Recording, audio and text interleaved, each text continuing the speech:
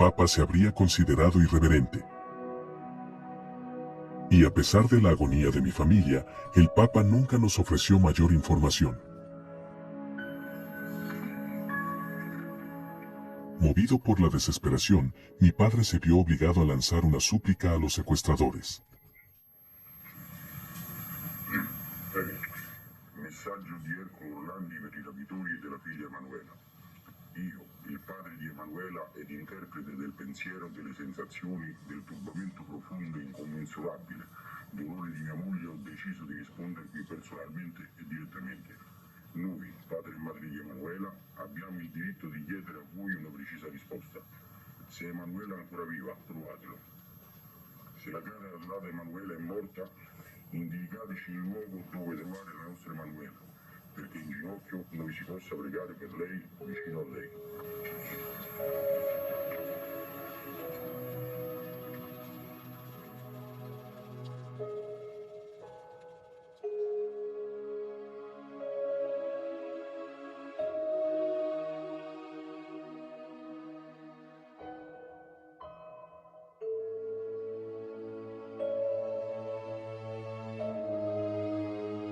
Para Nochebuena, Emanuela llevaba 6 meses ausente. Sin nuevos indicios ni respuesta de los secuestradores, nos habíamos quedado solos, con nuestros peores miedos. Una visita inesperada nos sacó de nuestro abatimiento. El Papa Juan Pablo II nos traía palabras de aliento en nuestro dolor por Emanuela. Nos habló de los 2 tipos de terrorismo, nacional e internacional.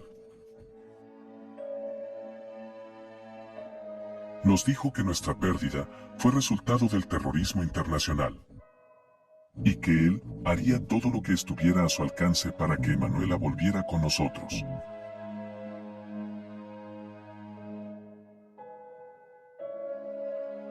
Mis padres quedaron profundamente agradecidos con el Papa, que no renunciaba a encontrar a mi hermana viva.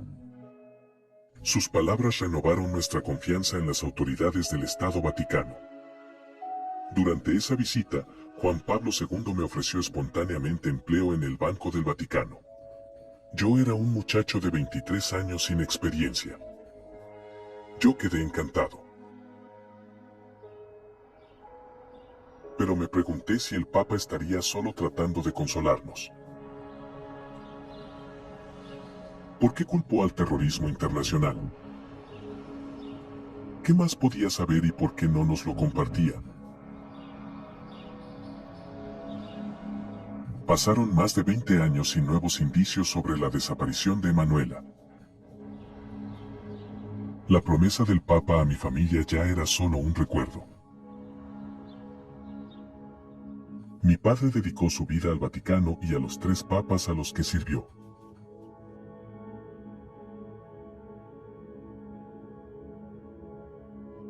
Pero al momento de su muerte, en 2004, había perdido la fe en la Iglesia Católica. Con su último aliento, se lamentó, diciendo: aquellos a quienes serví con lealtad, me traicionaron.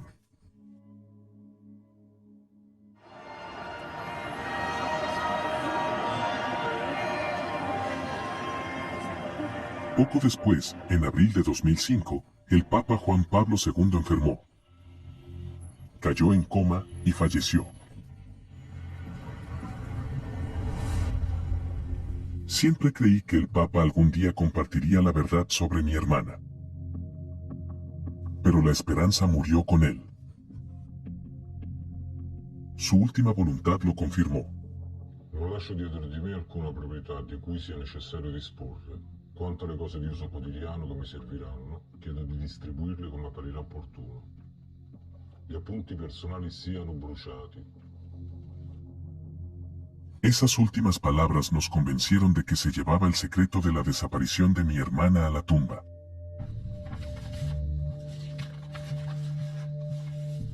Pero un año después, descubrí que el Papa Juan Pablo II había nombrado a don Estanislao, un personaje influyente y con una larga trayectoria, para ejecutar su última voluntad. que Estanislao había contravenido los deseos del Papa. Él declaró: no quemé sus notas. Eran demasiado importantes. Durante más de 10 años, solicité a la Fundación Juan Pablo II que me concediera acceso a las notas que resguardaba don Estanislao. Pero mi insistencia fue en vano. Quizás hoy, en 2017, la respuesta sea otra. Sì, pronto? Pronto? Mi chiamo Pietro Orlandi. Non so se ricorda, sono il fratello di quella ragazza scomparsa, Emanuela Orlandi, nel Ah, sì, 1900. sì, sì, sì. E niente, siccome sto facendo delle continue ricerche, sapevo che lì da voi c'era custodita la documentazione di Giovanni Paolo II. Volevo sapere se era possibile consultarla. Può venire direttamente. Quindi posso chiedere di lei, com'è il suo nome? Mi chiamo Padre Andrea. Padre Andrea. Va benissimo, grazie mille. A presto, allora. De acuerdo, adiós.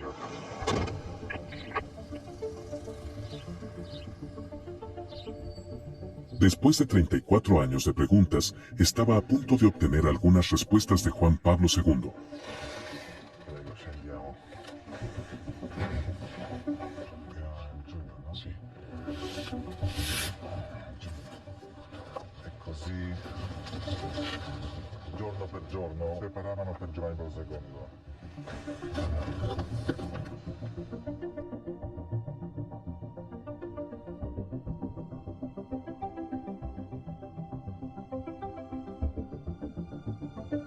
Busqué durante horas, sin encontrar rastro de las notas del Papa. Nada. ¿Se las habrían llevado? Quizás nunca las trajeron aquí. Ho letto che nel testamento di Giovanni Paolo II aveva chiesto che tutta la sua documentazione venisse bruciata. Personale, iscritti Sì, personali. Givish invece in qualche modo non ha ritenuto opportuno mantenerla. Sì, è quella portata a Cracovia da lui. Quindi ma una parte è rimasta qua.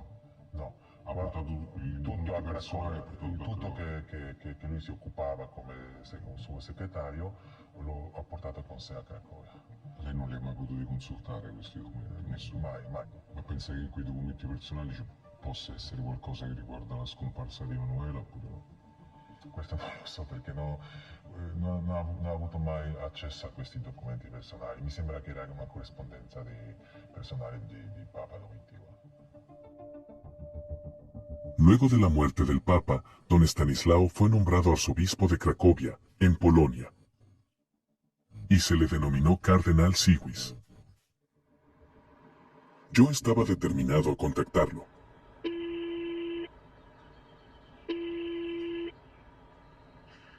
Pronto? Salve, sono Pietro Orlandi e vorrei parlare per cortesia con il Cardinal Giviz. Sì, mi può chiamare più tardi per cortesia? Verso che ora? Sì, non so un paio d'ore, ok? Grazie. Ok, grazie a lei.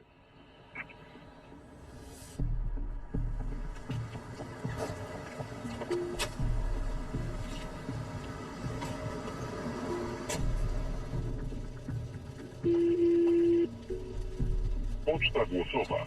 Zostaw wiadomość po sygnale. Cardinal Stanislav Giviz. Sono Pietro Orlandi, si ricorderà certamente di me. Sono il fratello di Emanuela Orlandi, la cittadina vaticana rapita nel 1983. Papa Francesco ha rivolto un appello al mondo. Costruiamo ponti e abbattiamo i muri. Lo stesso che io chiedo per mia sorella. Spero possa accogliere questa mia richiesta per un incontro privato. Pietro Orlandi. El cardenal Estanislao Siwis no respondió a mi correo electrónico ni devolvió mis llamadas. Considerando la cerrazón del Vaticano, mi única esperanza era que alguien fuera de la iglesia presentara información nueva sobre mi hermana.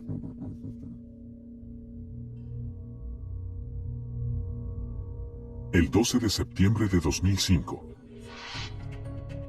22 años después de ver por última vez a Emanuela, mis oraciones tuvieron respuesta.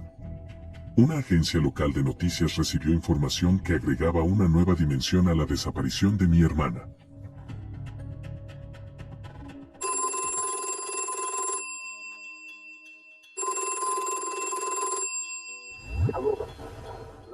Riguardo al fatto di Emanuele Orlandi, per trovare la soluzione del caso, andate a vedere chi è sepolto nella cripta della Basilica di Sant'Apollinare e del favore che Renatino fece al Cardinal Polizzi all'epoca.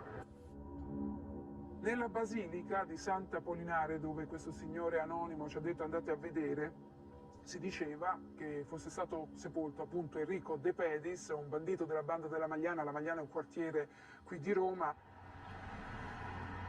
Los periódicos volvieron a informar sobre el caso de Emanuela. Y ello renovó mi esperanza de llegar a la verdad. La chiesa di Sant'Apollinare fu proprio il mio giornale, quello dove lavoravo allora, Il Messaggero, a scoprire che era sepolto Renatino, ovvero Enrico De Pedis, l'ultimo importante capo della banda della Magliana prima che questa si consumasse in ammazzamenti vari. Come mai un malavitoso, un uomo ucciso sulla pubblica strada nel 1990 ottiene una sepoltura così incredibile, così altolocata, perché lì non c'è soltanto un sepolcro qualunque nella chiesa di Sant'Apollinare. La chiesa di Sant'Apollinare è il luogo dove venivano sepolti da secoli soltanto principi, grandi artisti. E poi c'è De Pedis. Enrico de Pedis fue el primer fallecido que el cementerio de San Apolinar recibía en más de un siglo.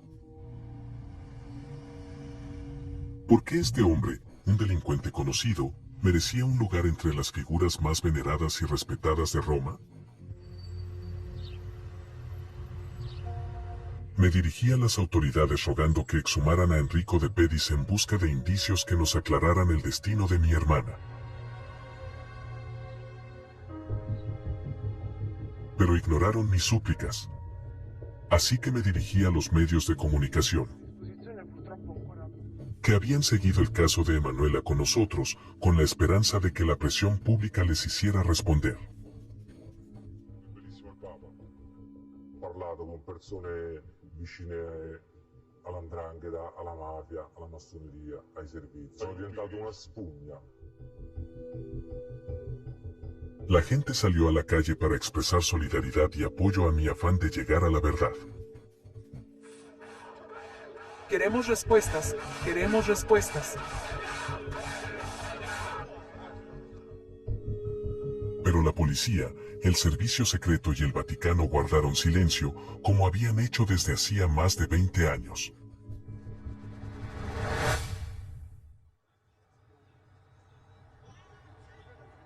Nadie ofreció una razón oficial para no exhumar los restos de Enrico de Pedis, ni una explicación de por qué estaba en San Apolinar, para empezar. E poi l'autorizzazione deve essere del Vicariato di Roma, anche del Ministero degli Interni, perché quello è un tipo di sepoltura particolare dove viene richiesto il curriculum vitae della persona e le opere di bene che ha fatto in vita per poter Vedere che opere di meritare. bene ha fatto De Pedis a chi? De Pedis probabilmente tra tutti i componenti fondatori della banda della Magliana, cioè aveva una testa diversa, aveva una testa e una capacità di interloquire anche con mondi politici, dei servizi e di quant'altro che insomma gli altri forse non avevano. Durante 3 años, intenté convencer a las autoridades de exhumar a De Pedis, sin éxito. Pero 25 años después de la desaparición de Emanuela, escuché cierta historia que involucraba a De Pedis y a una mujer acostumbrada al escándalo, Sabrina Minardi. A finales de los 70, Minardi era muy conocida en Roma como la esposa del famoso futbolista Bruno Giordano.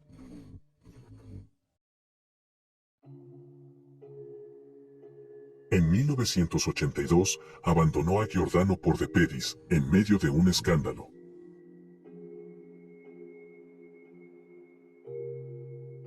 «26 años después, Minardi ofreció una declaración ante la policía sobre los hechos del 22 de junio de 1983. El día que Emanuela desapareció. El informe dice así. Ministero dell'Interno, Questura di Roma, Squadra Mobile, alla Procura della Repubblica presso il Tribunale di Roma. Pur rimanendo stupita dalla richiesta di De Pedis, Sabrina Minardi porta la ragazza nel posto indicato, dove ci sarebbe stata ad attenderla una persona in abito clericale a bordo di un'autovettura Mercedes di colore nero, con vetri oscurati e con una targa vaticana.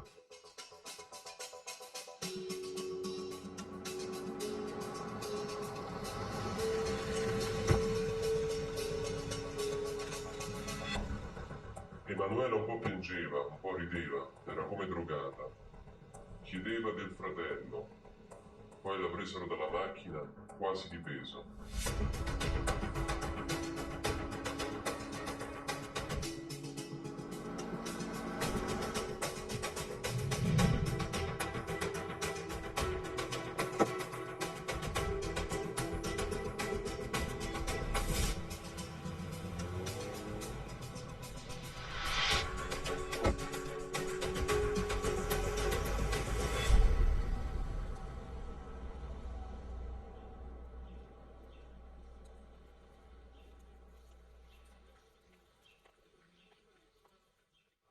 Precisa richiesta, Sabrina Minardi dichiara che il rapimento di Emanuela Orlandi è da ricollegare ai rapporti tra alcuni appartenenti alla cosiddetta banda della Magliana, in particolare il De Pedis e Monsignor Marcinkus, all'epoca dei fatti presidente dello IOR.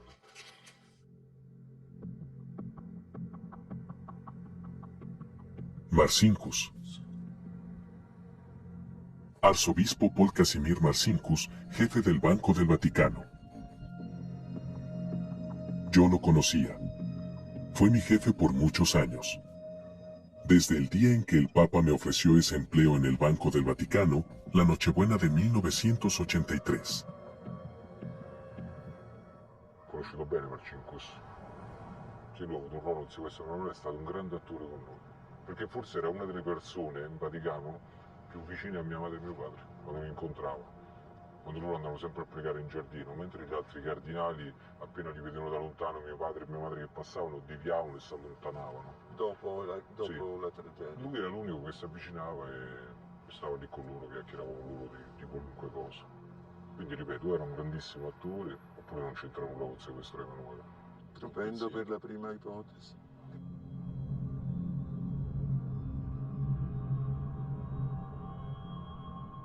Al recordar la noche en que el Papa Juan Pablo II me ofreció el empleo, me surgieron preguntas.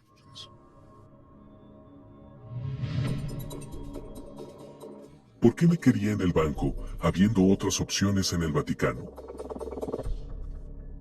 ¿Quería que Marcinkus pudiera vigilarme mientras investigaba la verdad sobre mi hermana?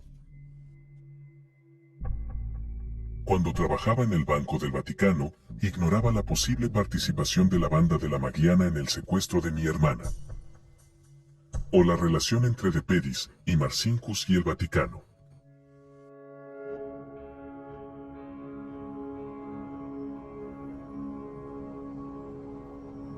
Después de 26 años de servicio, dejé el Banco del Vaticano en 2009. El Vaticano lo justificó formalmente como una jubilación anticipada. Pero en realidad, me corrieron. Quizás estaba cerca de la verdad.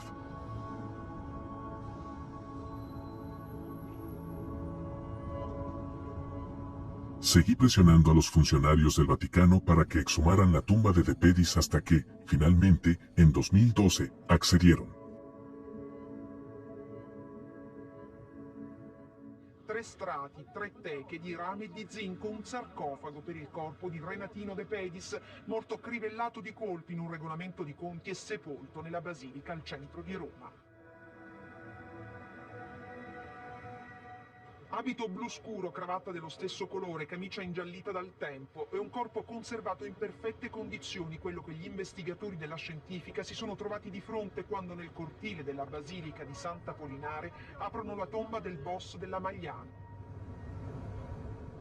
29 anni di silenzio, omertà, e questo mi ha sempre fatto pensare che la verità purtroppo è ancora scomoda per qualcuno.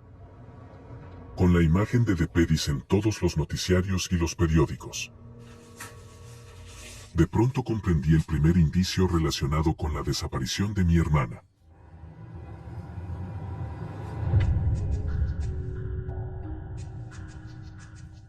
El retrato hablado que describió el patrullero en 1983 no era otro que Enrico de Pedis.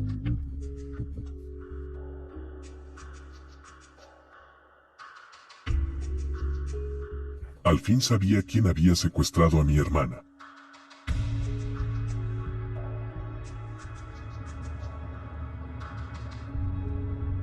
Aunque la tumba de Pedis no arrojó nuevos hallazgos, se hizo del conocimiento público que el Vaticano sostenía negocios con la mafia italiana.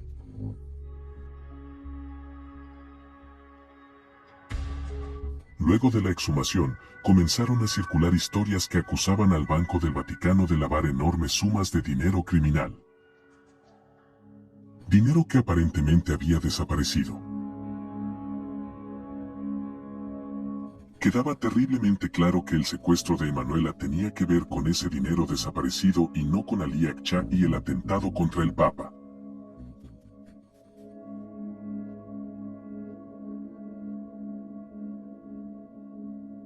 Esa historia fue un invento del Vaticano y la mafia para desviar la atención de los verdaderos responsables. Ali Akça no era más que un chivo expiatorio.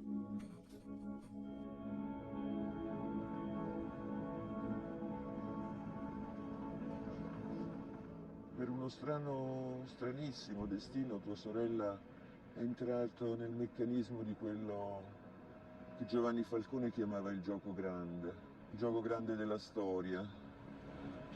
Una forte, immensa somma di denaro che era scomparsa e che evidentemente veniva da quel mondo oscuro, criminale e che, come dire, in genere uccidono per i soldi. Questo era il retroscena di questo sequestro, un retroscena che comprensibilmente non poteva emergere in alcun modo, non doveva emergere, perché andava di mezzo appunto l'immagine stessa della Chiesa.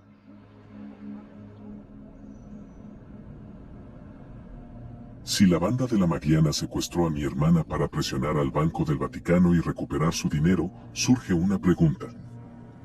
¿Por qué el Vaticano necesitaba malversar grandes sumas de dinero? ¿Qué podían desear, que solo se compra con dinero negro?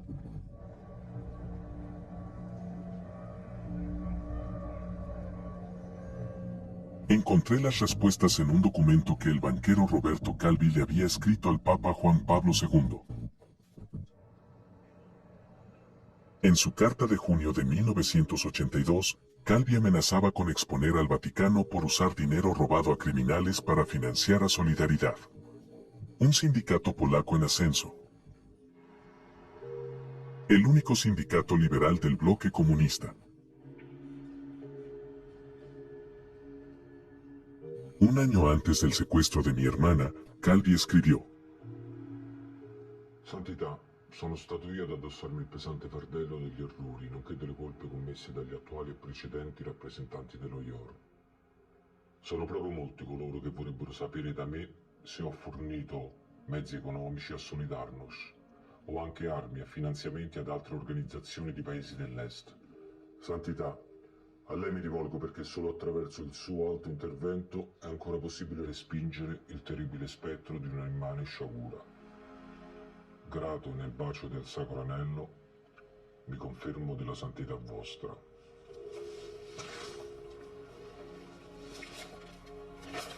Roberto Calvi. 12 días después, Calvi apareció muerto en el río Támesis, en Londres. Il banchiere è stato assassinato fra le 19 e le 22 di giovedì 17 corrente ed è stato appeso dagli assassini mediante la stessa fune con la quale è stato strangolato ad una impalcatura metallica sotto il lato nord del ponte di Blackfriars sul Tamigi mentre vi era l'alta marea.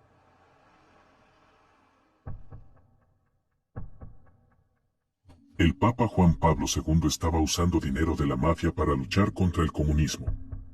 Su intención quizás era buena, pero sus métodos fueron ilegales y riesgosos.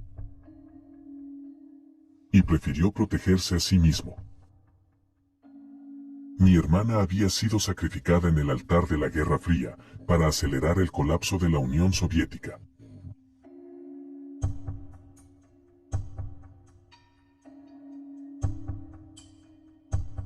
En 2016, otros secretos salieron de los muros del Vaticano.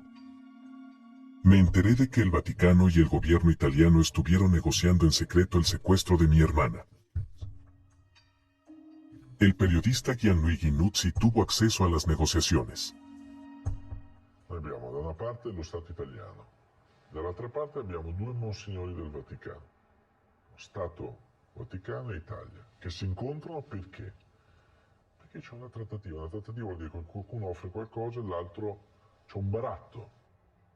Da una parte il Vaticano avrebbe dato un dossier su tua sorella, con delle verità dentro, dall'altra parte avrebbe chiesto alla procura di traslare la salma di Renatino De Pedis, sepolto a Sant'Apollinare. Perché? Perché crea imbarazzo.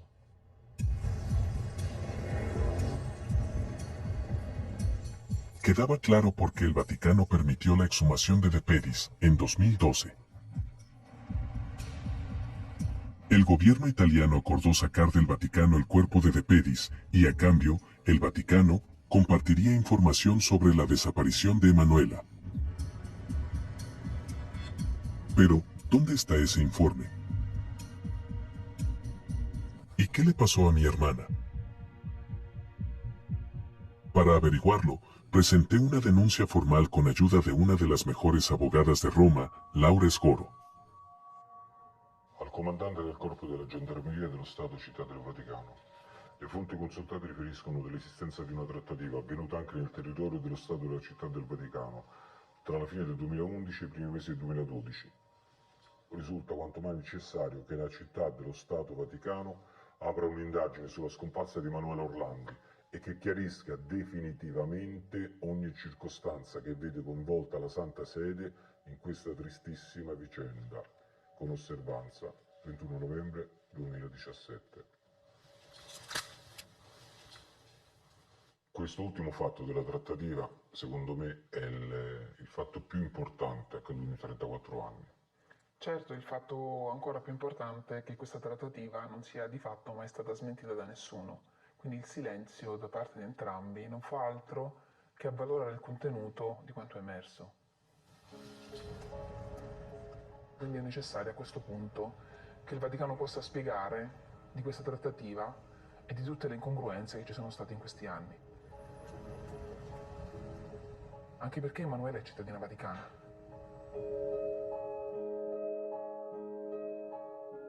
Nuestra infancia tranquila tras los muros del estado más pequeño del mundo, ya es solo un recuerdo lejano. Para Emanuela, el privilegio de haber nacido ciudadana del Vaticano fue su sentencia de muerte.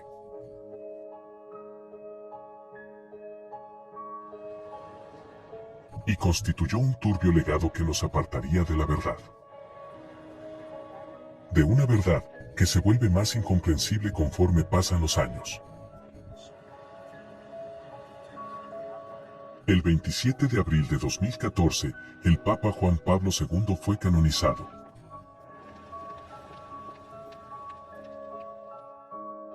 Para el Vaticano, era un santo.